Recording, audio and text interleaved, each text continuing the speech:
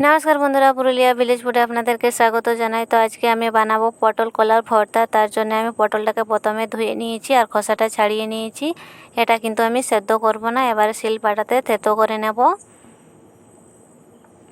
এই দেখুন শিলনোড়া নিয়ে নিয়েছি, আমি কলাটা প্রথমে থেতো করে নিচ্ছি, তারপরে একইভাবে পটলটা থেতো করে নেব। বেশ মিহি করে কিন্তু থেতো করব না।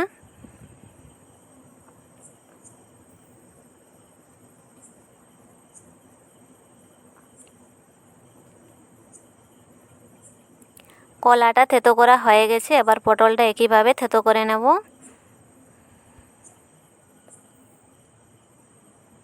এই দেখুন কলাটা থেতো করে নিয়েছি, এবারে পটলটা থেতো করে নিচ্ছি।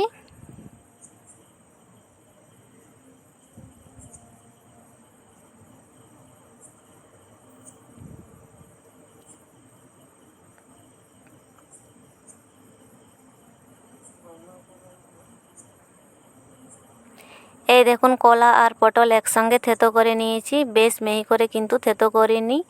এবারে এটা তুলে নেব।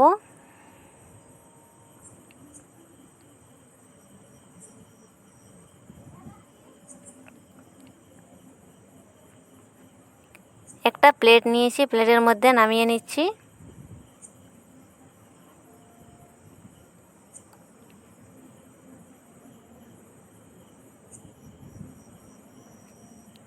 এই দেখুন থেতো করা হয়ে গেছে, এবারে ভর্তাটা বানাবো।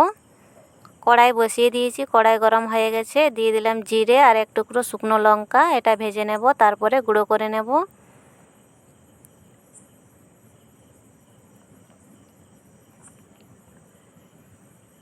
ভাজা হয়ে গেছে, নামিয়ে নেব।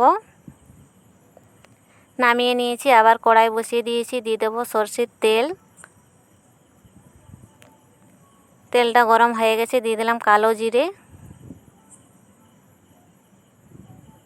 এবারে দিয়ে দেবো পেঁয়াজ কুচি, একটা বড় সাইজের পেঁয়াজ নিয়েছিলাম, এটা সরু সরু করে কুচি করে নিয়েছি, দিয়ে দিলাম। হালকা নাড়াচাড়া করে নেব।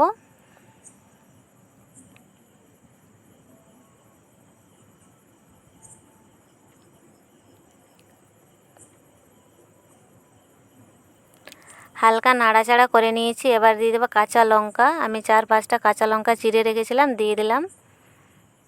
আর দিয়ে দেবো 10-12 কোয়া রসুন থেতো করে নিয়েছি। এবারে কাঁচা লঙ্কা, রসুন আর পেঁয়াজ একটু ভালো করে ভেজে নেব।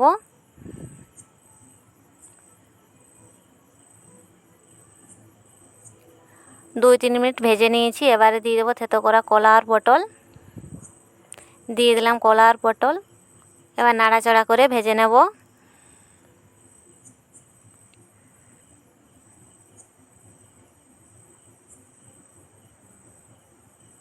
ভেজে নিয়েছি, দিয়ে দিলাম পরিমাণ মতো লবণ।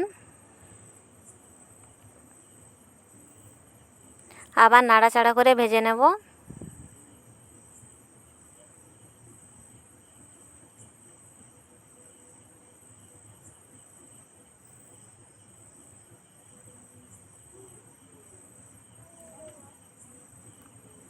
এই দেখুন অর্ধেক প্রায় সেদ্ধ হয়ে গেছে।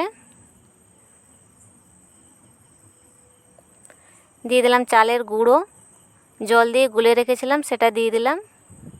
আবার নাড়াচাড়া করে নিচ্ছি।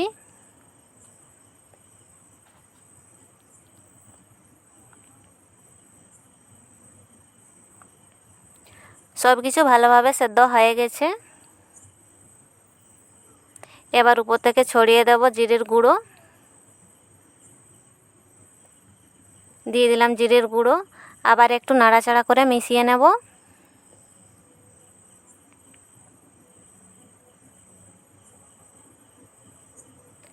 এই দেখুন হয়ে গেছে কলা আর পটলের ভর্তা। এবারে আমি নামিয়ে নেব। একটা প্লেট নিয়েছি, তার মধ্যে নামিয়ে নিচ্ছি। এই দেখুন নামিয়ে নিয়েছি। কাঁচা লঙ্কা আর পাতিলেবু দিয়ে সাজিয়ে নিয়েছি। বন্ধুরা ভিডিওটি ভালো লাগলে লাইক করবেন, শেয়ার করবেন, আমার চ্যানেলটা সাবস্ক্রাইব করবেন। দেখা হবে অন্য কোনো ভিডিওতে। ভালো থাকবেন।